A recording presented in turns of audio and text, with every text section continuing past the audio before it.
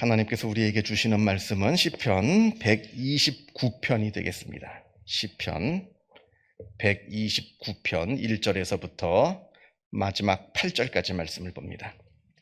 시편 129편 1절에서부터 8절.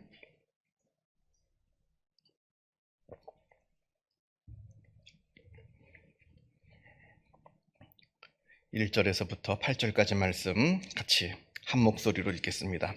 이스라엘은 이제 말하기를 그들이 내가 어릴 때부터 여러 번 나를 괴롭혔도다. 그들이 내가 어릴 때부터 여러 번 나를 괴롭혔으나 나를 이기지 못하였도다. 밭가는 자들이 내 등을 갈아 그 고랑을 길게 지었도다.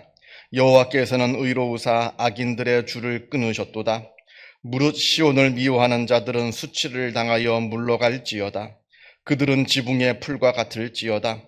그것은 자라기 전에 마르는 것이라. 이런 것은 베는 자의 손과 묶는 자의 품에 차지 아니하나니 지나가는 자들도 여호와의 복이 너희에게 있을지어다 하거나 우리가 여호와의 이름으로 너희에게 축복한다 하지 아니하느니라. 아멘. 오늘 시편 129편도 성전에 올라가는 노래 이렇게 표제에 되어 있고요. 내용상으로 보면 보는 학자들마다 이 시를 찬양시라 보는 학자들도 있고 탄식시라 보는 학자들도 있습니다. 근데 그건 제가 종종 말씀드린 것처럼 탄식시와 찬양시는 결국에 같은 시입니다. 같은 상황인데 그때 찬양을 더 많이 하면 찬양시가 되는 것이고 탄식을 더 많이 하면 탄식시가 되는 겁니다. 그래서 우리가 아무리 하나님께 탄식하면서 기도한다 할지라도 결국에는 찬양으로 끝이 나야 우리의 탄식이 원망이나 불평이 되지 않는 법이고요. 그리고 찬양도 그냥 무사태평이고 팔자 좋을 때 하는 게 찬양이 아니라 고난이 있을 때, 어려움이 있을 때 그럼에도 불구하고 하나님을 찬양하는 겁니다. 그게 진정한 찬양이 되는 것인데, 그래서 129편 오늘 우리가 읽은 이 시편도 이게 찬양시인지 탄식시인지 논란이 있습니다만 그 논란 자체가 큰 의미는 없습니다. 원래 찬양시하고 탄식시는 같은 시기 때문에 그러합니다. 자, 1절부터 이제 보겠는데요. 1절에 이스라엘은 이제 말하기를 그들이 내가 어릴 때부터 여러 번 나를 괴롭혔다 이렇게 말합니다. 그러니까 과거를 회상하는 거예요. 이스라엘 백성들이 과거를 회상하는데 그들이 나를 어릴 때부터 여러 번 나를 괴롭혔다. 이스라엘을 괴롭힌 나라가 예전부터 많았다는 거예요. 가장 오래전 일은 출애굽 사건이겠죠. 애굽 땅에서 400년 동안 종살이를 할 때 얼마나 괴롭힘을 당했습니까? 그들이 우리를 강제 노동을 시키고 먹을 것도 주지 않고 심지어는 이 아이들이 이스라엘 백성들이 막 번성하고 막 자라나게 되니까 많아지니까 남자 아이들 낳으면 아들은 다 죽이게 하고 이 끔찍한 일이 벌어지게 된 겁니다. 아주 끔찍한 학대를 받았어요. 박해를 받았습니다. 이스라엘 백성들이 어릴 때부터 옛날부터 우리는 그랬다는 겁니다. 2절을 보면 그들이 내가 어릴 때부터 여러 번 나를 괴롭혔으나 나를 이기지 못하였도다 합니다. 저들이 우리 이스라엘을 멸하게 하려고 완전히 없애려고 또 무너지게 하려고 여러 핍박을 가하고 박해를 가하고 무슨 아주 여러 많은 일들을 벌였습니다만 저들이 나를 이기지 못했다 합니다. 이건 내가 힘이 있어서 저들을 이겼다는 건 아니죠. 하나님께서 나를 이기게 하신 거죠. 나는 아무 힘이 없고 아무 능력이 없고 나는 아무 지혜도 없습니다만 하나님께서 나를 붙들어 주셔서 나로 하여금 이기게 해주신 겁니다. 가장 단적인 예가 출애굽이죠. 출애굽 400년 동안 종살이를 했습니다. 그 최강대국, 그 당시에 최강대국 밑에서 무슨 힘이 있어서 저들에게 해방할 수가 있겠어요? 해방이 될 수 있겠어요? 정치력이 있습니까? 조직력이 있습니까? 무슨 군사력이 있습니까? 그냥 다 뿔뿔이 흩어져가지고 감시를 받으며 박해를 받으며 먹을 것도 제대로 먹지 못해서 비실비실거리면서 그렇게 살아온 400년 동안 살아온 이 이스라엘 사람들인데 저 애굽 땅에서 해방될 수 있었던 것은 하나님의 능력이었다는 거예요. 하나님의 도우심이었다라고 하는 겁니다. 그래서 저들이 아무리 여러 번 어릴 때부터 나를 없애려고 죽이려고 무너뜨리려고 나를 괴롭혔으나 나를 이기지 못하였도다. 왜냐하면 하나님께서 나를 지켜주셨기 때문이라 이렇게 이야기를 합니다. 그래서 우리가 늘 기억해야 되는 것이 아무리 인간이 힘이 강하다 할지라도 하나님을 이길 수는 없습니다. 하나님께서 도와주시면 되는 겁니다. 하나님께서 도와주시지 않으시면 아무리 내게 힘이 있고 뭐 능력이 있고 지혜가 있어도 안 되는 것이고요. 하나님께서 도와주시면 내가 아무리 연약하고 미련해도 되는 겁니다. 그래서 우리가 세상을 살아갈 때 세상 사람들하고 똑같은 방법으로 살아갈 필요는 없습니다. 세상 사람들 다 거짓말한다고 나도 거짓말하고, 세상 사람들 다 편법 쓴다고 나도 편법 쓰고, 그렇게 살 필요가 없어요. 왜냐하면 거기에는 하나님께서 도우심이 임하지 않습니다. 우리가 하나님의 편에 서야 하나님께서 우리의 편이 되어 주십니다. 근데 나는 세상 편에 서면서 세상 사람들 사는 방식대로 살면서 하나님 나에게 도와주십시오 뭐 해봤자 하나님은 도와주실 수가 없죠. 내가 세상의 방식을 버리고 하나님 편에 서서 하나님께서 기뻐하시는 삶을 살아갈 때 하나님께서 우리를 지켜주시고 인도하여 주시고 또 능력을 주십니다. 내 능력이 아무리 부족하다 할지라도, 내가 아무리 미련하다 할지라도, 내가 세상 사람들처럼 그 약삭빠르게 살지 못한다 할지라도 하나님께서 도와주시면 되는 것이고, 내가 아무리 능력이 많고 세상 사람들이 하는 일보다 더 내가 약삭빠르고 아주 더 내가 편법 잘 쓰고 해봤자 하나님께서 도와주시지 아니하시면 나는 이길 수가 없는 겁니다. 그래서 이 이야기를 지금 1절과 2절에서 하는 것이고요. 그래서 우리가 늘 하나님 편에 서야 된다, 이런 것을 우리가 늘 잊지 말아야 되겠고요. 3절 말씀을 보면 밭 가는 자들이 내 등을 갈아 그 고랑을 길게 지었도다. 이 표현이 저는 참 좀 대단한 표현이라고 생각하는데, 저들이 얼마나 나를 괴롭혔는지, 이 밭을 가면 고랑을 파잖아요. 밭에 농사를 질 때 깊은 땅에 상처가 나지 않습니까? 이게 보통 상처 같은 거잖아요. 상처라고 표현을 하는 거. 내 등에 저들이 얼마나 나를 때리고 얼마나 나를 괴롭혔으면 밭 고랑 같은 깊은 상처가 피었다는 거예요. 내 등에, 내 마음에, 내 삶 속에 완전히 밭처럼, 밭 고랑처럼 아주 깊은 상처가 지금 나에게 생기게 되었다. 심한 고통을 말하죠. 내가 심한 고통과 심한 고난과 심한 박해와 심한 핍박과 여러 많은 환난을 당하고 있다, 이렇게 말을 합니다. 물론 이렇게 내가 고난을 당하고 내 등이 이렇게 밭고랑처럼 깊게 패이고 이런 상처를 받고 괴로움을 당하는 것, 물론 힘들죠. 괴롭습니다만, 그러나 우리가 한 가지 생각해 봐야 되는 게, 밭은 그렇게 고랑을 파야 싹이 날 수가 있는 겁니다. 곡식이 자라는 겁니다.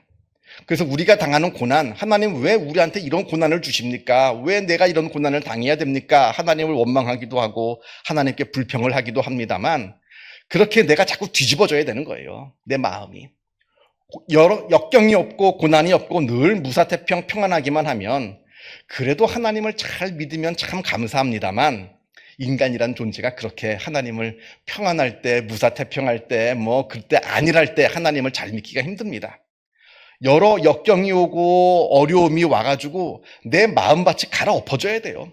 막 속상한 일도 생기고 괴로운 일도 생기고 해서 막 뒤집어 엎어지고 갈아엎어지고 내 속에 있는 찌꺼기 같은 것들 캐내서 버리고, 내 마음속에 있는 커다란 돌덩어리 같은 것도 다 끄집어내서 갖다 버리고, 그래서 내 마음밭이 옥토밭이 되어야, 그래야 내 마음속에서 새로운 싹이 자라나게 되고 은혜가 더 자라나게 되고 하나님에 대한 믿음도 자라나게 되고 사랑도 자라나게 되는 것이지, 그저 내 마음은 딱딱한 마음이에요. 아무것도 잘할 수 없는 예수님의 비유처럼 길바닥같이 하도 사람들이 밟아 놓아가지고 아주 새싹이 뿌리를 조금이라도 내리지 못할 정도로 딱딱한 마음이 되었다고 한다면 내 믿음은 자라날 수가 없는 겁니다.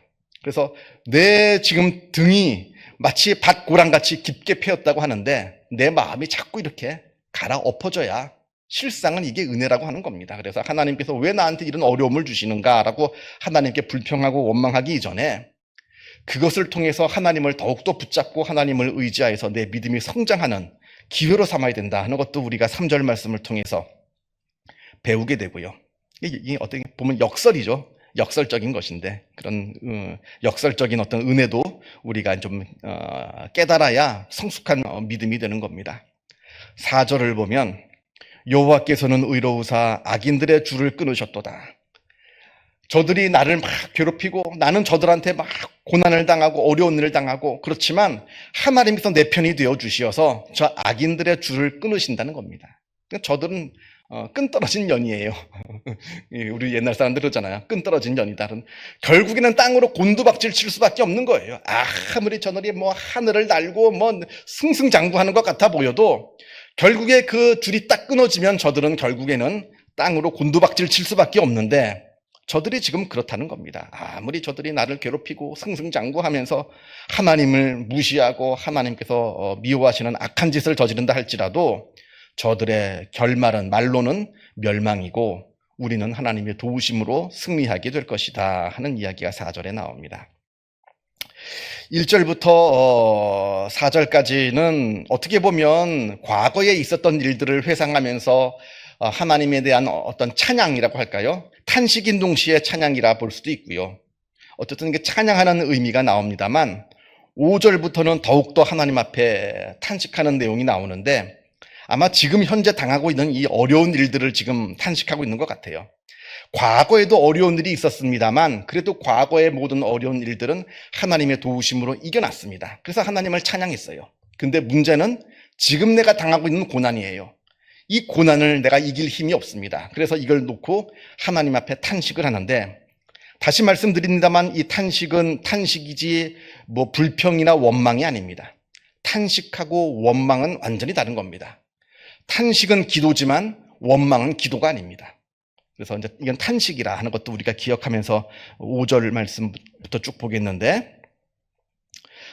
5절 말씀을 보면 무릇 시온을 미워하는 자들은 수치를 당하여 물러갈지어다. 지금 과거에 지금 하나님께서 나를 인도해 주셔서 지금 여기까지 왔는데 지금도 나에게 지금 여러 많은 대적들이 여러 많은 악한 자들이 나를 괴롭히고 있습니다. 저들을 향해서 이야기하는 겁니다. 너희들은 물러갈지어다 이야기하는 거예요. 나를 괴롭히지 말고 너희들은 나에게서 떠나갈지어다. 이렇게 담대하게 나를 향해서 다가오는 이 환난을 향해서 어려운 일들을 향해서 내가 너희들은 내게서 떠나갈지어다 라고 이야기하는 것은 그들을 향해서 이야기하는 것이기도 하지만 내가 내 스스로에게 용기를 북돋아주는 하나의 뭐라고 그럴까요? 나 자신에 대한 격려일 수도 있습니다.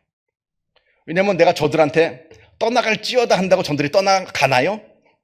나를 괴롭히는 사람들한테 너희들 떠나가라 한다고 그 한마디에 무서워서 떠나갈 사람은 별로 없어요. 이 이야기는 뭐냐면 내가 나 스스로한테 이야기하는 겁니다. 저들은 떠나갈 것이다. 하나님께서 나를 지켜주실 것이다. 지금까지 나를 지켜주신 하나님께서 오늘도 지켜주시고 내일도 지켜주시고 앞으로도 지켜주실 것이다 라고 하는 내 자신에 대한 내 믿음에 대한 격려, 내 믿음에 대한 어떤 위로가 되는 거예요. 너희는 물러갈지어다 라고 하는 것은 저들이 물러갈 테니까 너는 염려하지 말고 기도하라. 내 영혼아 하나님께 기도하라 하는 그 이야기가 되는 겁니다. 그 마음속에서는. 그래서 우리 인생은 참 역경의 연속이에요. 그죠? 과거에 어려운 일이 생겼다고 해서 오늘 나에게 어려운 일이 생기지 말란 법도 없고 그건 과거의 고난이 지나갔으니까 나는 늘 이제부터는 무사태평 안일하게 아주 아무 어려움 없이 살 것이다. 이건 아니잖아요. 과거에 어려움이 있으면 오늘도 어려움이 있고요. 오늘 어려움이 있으면 또 내일도 어려움이 옵니다. 이건 믿는 사람들도 마찬가지예요. 그러나 믿지 않는 사람들과 믿는 사람들의 차이는 믿지 않는 사람들은 어려움이 올 때마다 좌절하지만 절망하지만 믿는 사람들은 하나님 때문에 소망을 품고 있는다라고 하는 것도 우리가 꼭 기억했으면 좋겠습니다. 자, 6절을 봅니다. 그들은 지붕의 풀과 같을지어다. 그것은 자라기 전에 마르는 것이라. 이스라엘 이 집은요 이렇게 사각형으로 되어 있습니다. 그러니까 지붕이 평평해요. 그래서 예수님 그 복음서를 보면 중풍병자를 친구들이 올라가서 지붕 위에서 지붕 뜯고 밑으로 내리잖아요. 그게 위가 옥상처럼 평평해서 그렇습니다. 그래서 옥상으로 올라가는 층계가 있고요. 그 밑을 뚫으면 뚫기도 쉬워요. 그냥 흙으로 마른 흙으로 되어 있기 때문에 나무로 얼기설기 해놓고 마른 흙으로 되기 때문에 이게 뚫기가 쉽습니다. 근데 위가 평평해요. 이게 마른 흙이기 때문에 거기에 풀이 자라요. 풀이 자라죠. 누가 뿌리지 않아도 씨앗을 뿌리지 않아도 저절로 풀이 와서 자랍니다. 근데 그 풀이 얼마나 되겠냐는 거예요. 그 풀이 자라봤자 얼마 되겠느냐. 햇빛이 강하면 그냥 시들고 뭐 얼마 자라지 못하고 그냥 죽는 그 지붕 위에 있는 풀과 같다는 거예요. 악한 자들의 모습이.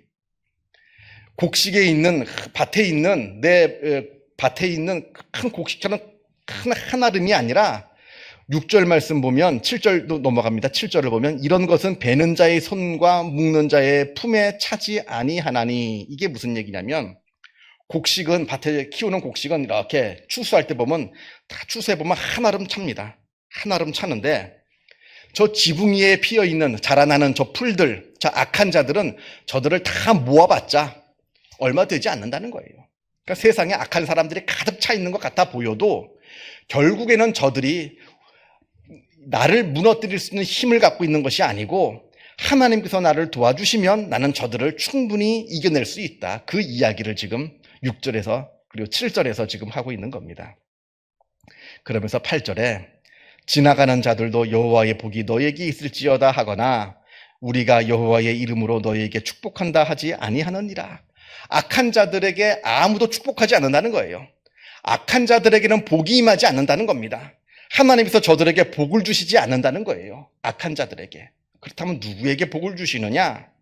하나님의 뜻에 합당하게 삶을 살아가는 사람들, 하나님의 편에 서서 하나님께서 기뻐하시는 삶을 사는 사람들, 그것 때문에 비록 세상 사람들로부터 미움을 받고 핍박을 당하고 어려운 일을 당하지만 그럼에도 불구하고 끝까지 믿음을 지키는 하나님의 자녀들에게 하나님께서 복을 주시지, 저 악한 자들에게 하나님께서는 절대로 복을 주시지 않는다. 이렇게 마지막 8절에서 이야기합니다.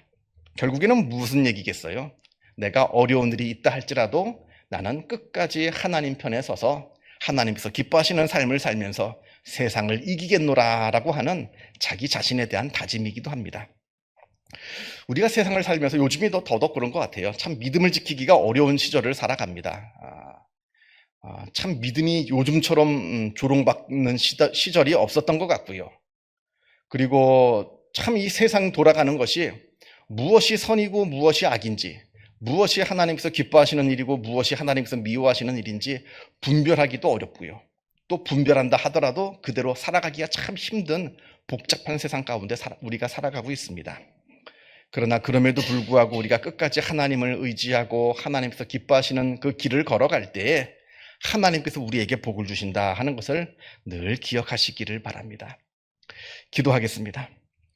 하늘에 계신 우리 아버지, 아버지의 이름을 거룩하게 하시며 아버지의 나라가 오게 하시며 아버지의 뜻이 하늘에서와 같이 땅에서도 이루어지게 하소서. 오늘 우리에게 일용할 양식을 주시고 우리가 우리에게 잘못한 사람을 용서하여 준 것 같이 우리 죄를 용서하여 주시고 우리를 시험에 빠지지 않게 하시고 악에서 구하소서. 나라와 권능과 영광이 영원히 아버지의 것입니다. 아멘. 자유롭게 기도하시기 바랍니다.